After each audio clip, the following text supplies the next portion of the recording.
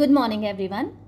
So, today I'm gonna explain antonyms, and these antonyms, especially, I have selected for SSC CGL Tier 2 paper, right? So, जो भी aspirants हैं जो SSC CGL Tier 2 की तैयारी कर रहे हैं, these antonyms are very very important for them. I will explain I will explain how to find out the right antonyms, because when these kind of questions can appear in your question paper, then you may get stuck with this with the confusion. I mean,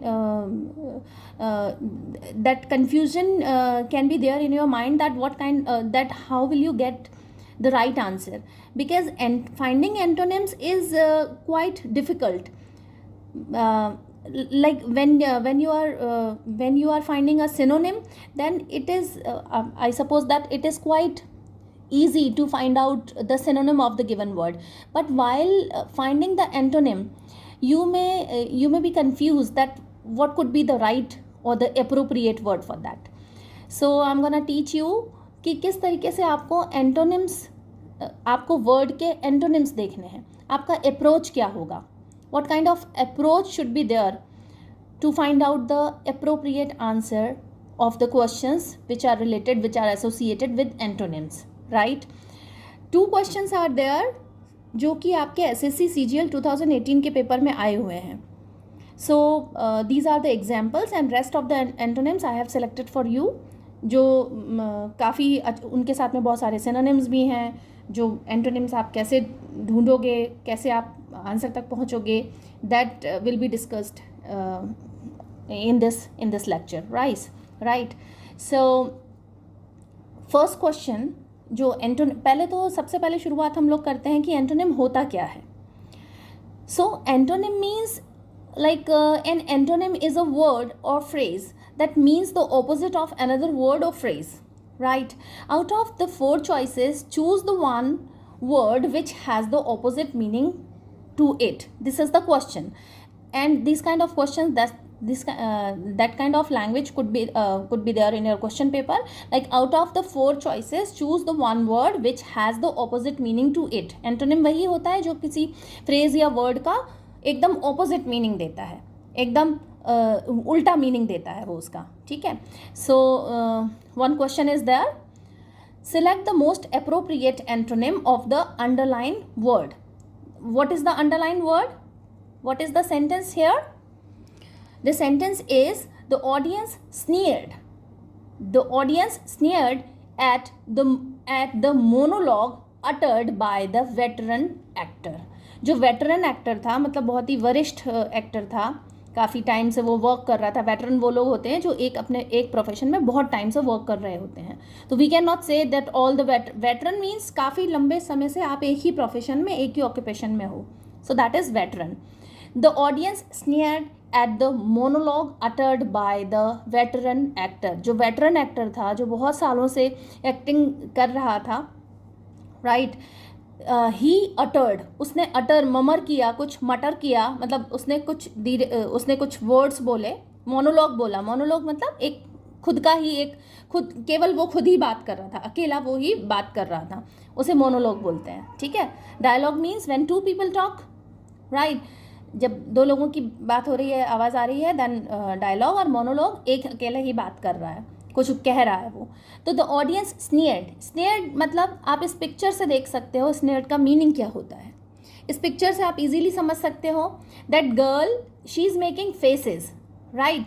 सो क्या मतलब होता है sneered का? Smile और speak in a mocking manner. आप किसी का मजाक उड़ा रहे हो, किसी की खिल्ली उड़ा रहे हो, और तब आप कुछ स्माइल कर रहे हो या कुछ कह रहे हो, तो दैट इज़, उसके लिए इंग्लिश में एक वर्ड आता है स्नेयर्ड, राइट. तो जो ऑडियंस थी वो स्नेयर्ड कर रही थी उसकी बात पर, राइट. अब इसमें चार ऑप्शंस आपके पास में दिए हुए हैं. स्नेयर्ड का ऑपोजिट क्या होता है? वेव. इस पिक्चर में आप देख सकते हो वेव, जैसे हम लोग बाय करते हैं, दैट इज़ वेविंग. हाथ हिला के जो ऐसे बाय वाला पोस्चर जो रहता है, दैट इज़ वेव. या हम ग्रीट करते हैं उस टाइम भी, कई बारी जो लीडर्स वगैरह रहते हैं वो ऐसे हैंड वेव करके आपको जो भीड़ रहती है उसको ग्रीट कर रहे होते हैं, तो that is wave. Second option है लॉडेड. लॉडेड मतलब प्रेज कर रहे हैं. जब ये क्रिकेटर है राइट और इसको लॉडेड मीन्स प्रेज कर रहे हैं, तारीफ कर रहे हैं. देखिए जो पब्लिक है वो तालियां बजा के प्रेज कर रही है राइट. अनलीश्ड, लीश्ड जैसे डॉग्स वगैरह जो होते हैं उनकी जो लीश होती है उससे बांध देते हैं उसे. अनलीश मतलब फ्रीडम दे देना, अनलीश कर देना, जो बांधा हुआ है उससे मुक्त कर देना, तो दैट इज अनलीश. नंबर 4 है एस्क्राइब. एस्क्राइब एक वर्ब है, ठीक है, एंड पास्ट टेंस एस्क्राइब्ड और पास्ट पार्टिसिपल वो भी एस्क्राइब्ड है. क्या मतलब होता है एस्क्राइब का? It means regard something as being due to right. What would be the cause, cause दिखाने के लिए. गिव द क्रेडिट फॉर, किसी चीज़ का क्रेडिट देने के लिए जो वर्ड आता है उसे एस्क्राइब बोलते हैं. एग्जाम्पल देखिए, he ascribed Jane's short temper to her upset stomach. जो जेन है उसका स्टमक, उसका पेट खराब हो रखा था, इसीलिए उसको जल्दी गुस्सा आ गया. तो ही एस्क्राइब्ड जेन्स शॉर्ट टेम्पर. उसने जेन के जल्दी गुस्सा आने की वजह क्या बताई? उसका स्टमक खराब है, अपसेट है, उसका जो पेट है वो अपसेट है. ठीक है, तो अब आपको इन चारों वर्ड्स में से कौन सा ऑपोजिट वर्ड दिखाई दे रहा है? स्नेयर्ड का. स्नेयर्ड का आपके 4 ऑप्शन हैं. वेव्ड, क्या स्नेयर्ड का वेव्ड होगा राइट ऑप्शन? सेकेंड ऑप्शन है आपके पास में loaded, third unleash and fourth ascribed. Snared वो जो मजाक बना रहे थे, क्या उसके कोई वजह दे रहे थे वो? अनलीश मुक्त कर देना किसी चीज़ के लिए. लॉडेड तारीफ करना, क्या लॉडेड नहीं आएगा? स्नेयर्ड मतलब मोक करना, मजाक उड़ाना, और लॉडेड मतलब तारीफ करना. The audience snared eight the monologue utter bye the veteran actor. जो ऑडियंस थी वो मुंह बना रही थी, मोक कर रही थी. यहीं पर आप इसका ऑपोजिट रखिए लॉडेड. तो audience loaded eight the monologue utter bye the veteran actor. जो ऑडियंस है वो तालियां बजा रही है, तारीफ कर रही है, प्रेज कर रही है. तो यहाँ पर जो ऑपोजिट आएगा वो आएगा loaded right. Second question is select the most appropriate antonym of the underlined word. ठीक है, underlined word क्या है यहाँ पर? सेंटेंस क्या है? Sentence is Aunt May thought that Uncle Ken's job as a manager at Frapport's hotel in Shimla was a stable one. जो aunt मे है, आंट का नाम है मे, उन्होंने सोचा कि अंकल केन का जो जॉब है एज अ मैनेजर होटल में, जो उनका एज अ मैनेजर जो उनका जॉब है शिमला में जो होटल है वहाँ पर एज अ मैनेजर वो वर्क करते हैं, तो it was a stable one. Stable one है मतलब स्टेबल है वो, उनकी जो स्थिति है, ऐसा नहीं कि बार बार उनको नौकरी से जल्दी से निकाल दिया जाएगा, ऐसा कुछ नहीं है, स्टेबल है. ठीक है, अब 4 ऑप्शंस आपके पास में दिए हुए हैं. Number 1 lucrative. लुक्रेटिव मतलब प्रॉफिटेबल, तो स्टेबल है इसका मतलब बहुत फ़ायदेमंद है. फ़ायदेमंद की तो बात नहीं आ रही है यहाँ, और ये ऑपोजिट तो किसी भी तरह से नहीं होगा. Then second is permanent. Stable है, परमानेंट है, ये तो सिनोनिम हो गया. उनका जॉब बहुत स्टेबल है, उनका जॉब बहुत परमानेंट है. ठीक है, तो ये तो सिनोनिम हो गया. हमें एंटोनिम ढूंढना है. ड्यूरेबल है. ड्यूरेबल मतलब एबल टू विथस्टैंड वियर और लॉन्ग लास्टिंग जो होता है, तो स्टेबल है, लॉन्ग लास्टिंग है. स्टेबल और लॉन्ग लास्टिंग, यहाँ कोई रिलेशन नहीं बैठ रहा है, ना ये सिनोनिम है और ना ही ये एंटोनिम है. म्यूटेबल. म्यूटेबल मतलब होता है लायबल टू चेंज या वेरिएबल, मतलब जल्दी से चेंज होने वाला, वेरिएबल बदलने वाला. तो स्टेबल जो कि नहीं बदलने वाला, स्थित है, बिल्कुल पक्का है उनका जॉब, और वेरिएबल मतलब बदलने वाला है. यही इसका राइट एंटोनिम होगा. एंटोनिम वाले क्वेश्चंस करते हुए आपको ये ज़रूर ध्यान रखना है. देखिए, एक चीज़ जो एक ट्रिक आप यूज़ कर सकते हैं वो ये है, कई सारे क्वेश्चंस में एसएससी सीजीएल के बहुत से क्वेश्चंस ये होते हैं. वैसे वो एसएससी सीजीएल वाला हमेशा ऐसे नहीं पेपर बनाते हैं वो लोग, लेकिन कई बार ऐसा होता है कि वो एंटोनिम, आपका एंटोनिम वाले क्वेश्चंस में 3 सिनोनिम देते हैं और एक अलग सा होता है ऑप्शन. तो जो अलग वाला ऑप्शन होगा नेचुरली वही एंटोनिम होगा. पहली ट्रिक आप ये कर सकते हैं अगर कंफ्यूज हो जाएं तो. लेकिन एसएससी सीजीएल के हर क्वेश्चंस में ऐसा नहीं होता. जैसे अब इसी क्वेश्चन में आप देख लीजिए, लुक्रेटिव जिसका मतलब प्रॉफिटेबल होता है, परमानेंट जिसका मतलब लॉन्ग लास्टिंग होता है. ठीक है, परमानेंट मतलब lasting for a long time, वही लॉन्ग लास्टिंग परमानेंट. ड्यूरेबल मतलब भी लॉन्ग लास्टिंग होता है, और म्यूटेबल मतलब होता है वेरिएबल या liable to change. Lucrative, profitable जो कि न तो एंटोनिम है ना सिनोनिम है, स्टेबल का ना तो वो सिनोनिम है ना एंटोनिम है। परमानेंट जो है वो स्टेबल का सिनोनिम है, ड्यूरेबल जो है वो भी स्टेबल का सिनोनिम है, लेकिन म्यूटेबल जो है वो एंटोनिम है, क्योंकि म्यूटेबल का मतलब होता है वेरिएबल। आपको वर्ड जो वर्ड्स हैं, वोकेबुलरी है, उसकी अच्छी खासी प्रैक्टिस करनी पड़ेगी।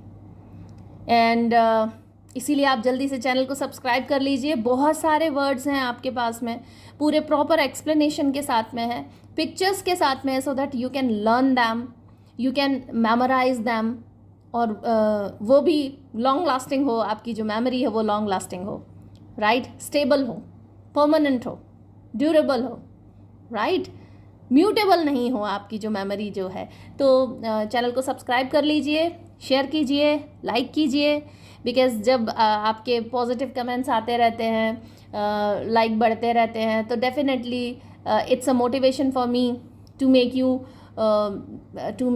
यू बेटर वीडियोज़ और better explanation. You can write down your suggestions on the comment box, so that I will improvise my lectures and all, right? So let's get started. कुछ और questions हैं जिन्हें हम लोग discuss करेंगे, उनमें भी हमें एंटोनिम्स ही ढूंढने हैं। फर्स्ट, एनॉर्मस, ठीक है, एनॉर्मस के एंटोनिम्स ढूंढने हैं हमें। Here I am not giving you sentence, rather than I am giving you some words, right, directly I am giving you words. लेकिन एसएससी सीजीएल में वर्ड्स से नहीं पूछते, वो सेंटेंस में ही पूछते हैं।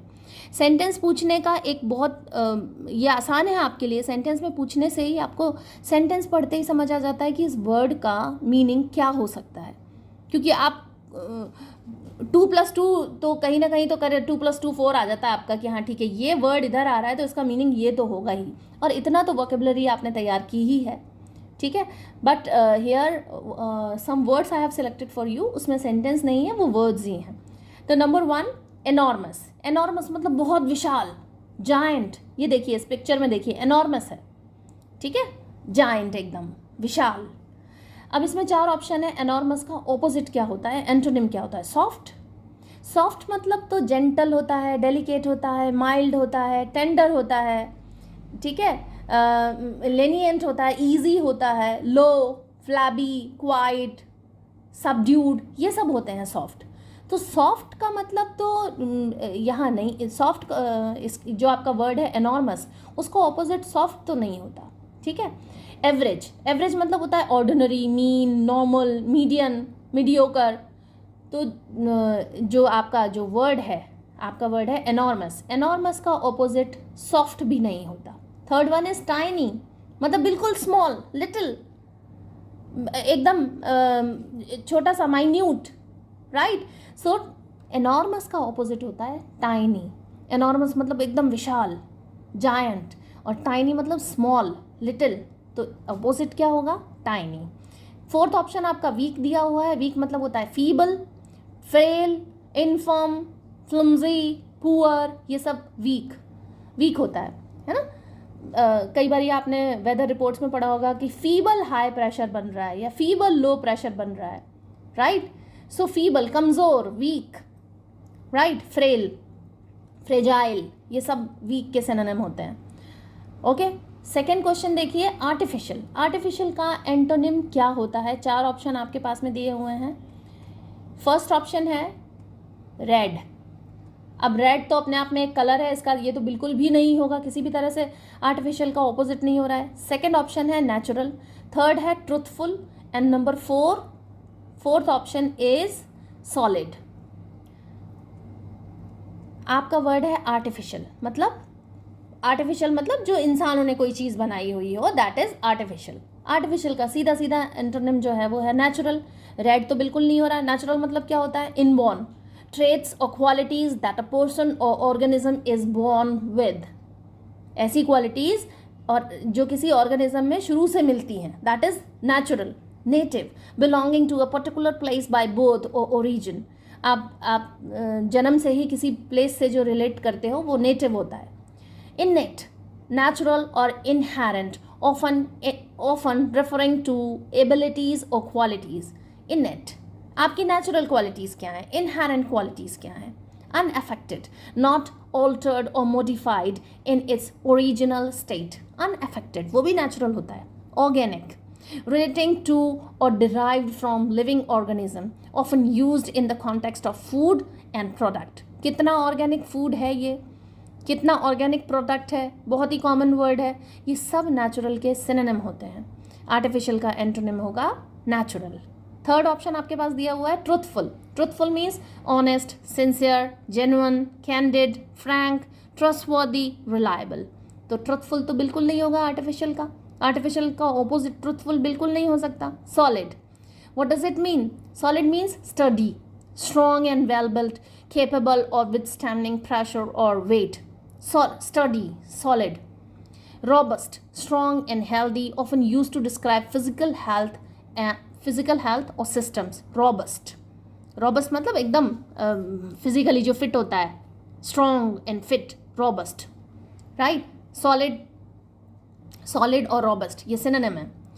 Substantial, considerable in size and importance और क्वालिटी. सब्सटेंशियल भी सॉलिड का सिनोनिम है. फर्म, रेजिस्टेंट टू प्रेशर और इजीली कंप्रेस्ड. नॉट सॉफ्ट और यील्डिंग. सॉफ्ट नहीं होता, वो सॉलिड होता है. सॉफ्ट का ऑपोजिट है सॉलिड. ठीक है, तो सॉलिड नहीं आएगा.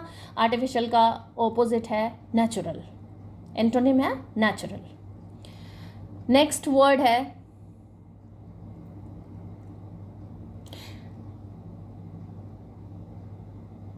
exodus. Next word is exodus, right? Exodus means a mass departure of people. बहुत सारे लोगों का एक साथ पलायन कर जाना, एक जगह से चले जाना. Exodus, right? Exodus means mass departure of people. Influx means influx. Influx means an arrival or entry of large number of people or thing. बहुत सारे लोगों की एक साथ अराइवल होना. तो एक्सोडस का जो एंटोनिम है, ऑपोजिट है, वो है इनफ्लक्स. सेकेंड ऑप्शन था होम कमिंग, घर वापस आना. मतलब कोई एक व्यक्ति भी आ सकता है, यहाँ मास तो नहीं है, बहुत सारे लोग तो नहीं आ रहे हैं घर वापस. इनफ्लक्स मतलब बहुत सारे लोगों का एक साथ घर आना. ठीक है.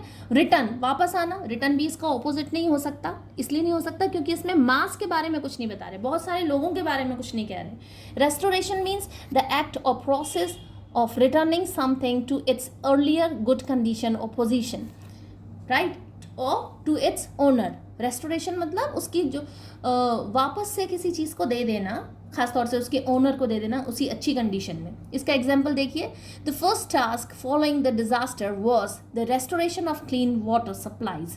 जो साफ पानी की सप्लाई है उसको वापस रिस्टोर करना, रेस्टोरेशन उसका करना, ये फर्स्ट टास्क था, पहला काम था.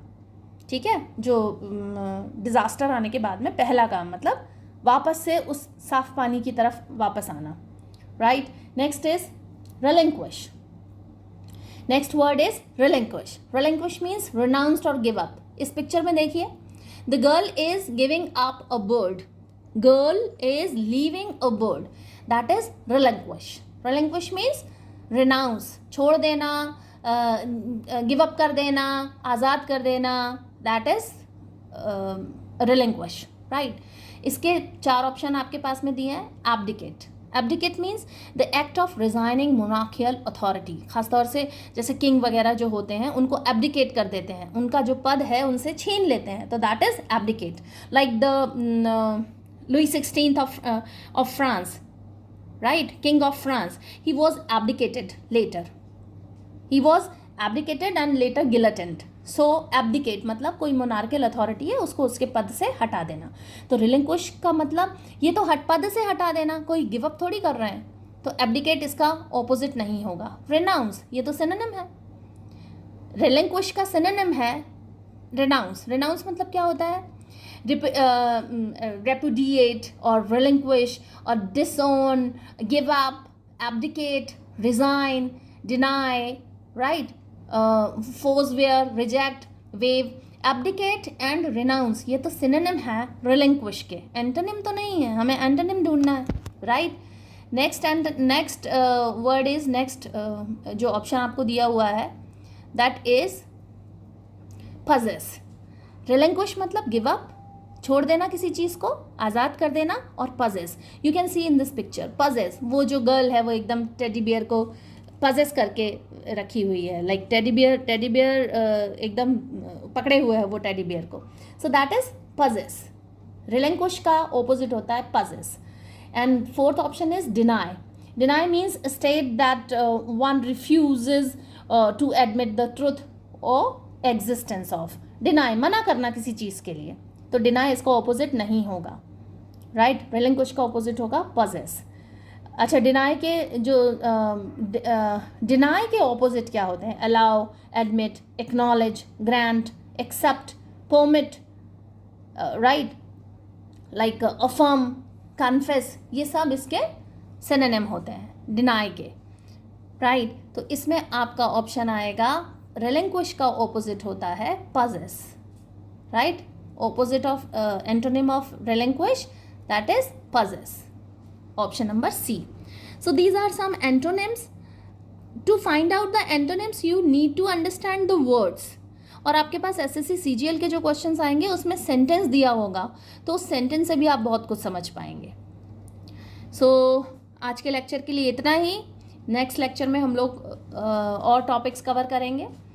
आप प्रीवियस लेक्चर्स देख सकते हैं, उसमें SSC CGL के बहुत सारे टॉपिक्स आई गेस आपका पूरा सिलेबस कवर किया हुआ है, और कुछ और सारे क्वेश्चंस हैं जो नए लेक्चर्स में आपके आने वाले हैं. तो चैनल को सब्सक्राइब कर लीजिए सो दैट आपके पास में ये पूरा मैटर आ जाए. और टेलीग्राम चैनल से भी जुड़ जाइए, ये सारा PDF फॉर्म में आपको वहाँ मिल जाता है. टेलीग्राम चैनल का जो लिंक है वो आपको डिस्क्रिप्शन बॉक्स में मिल जाएगा. So keep learning. Thank you so much.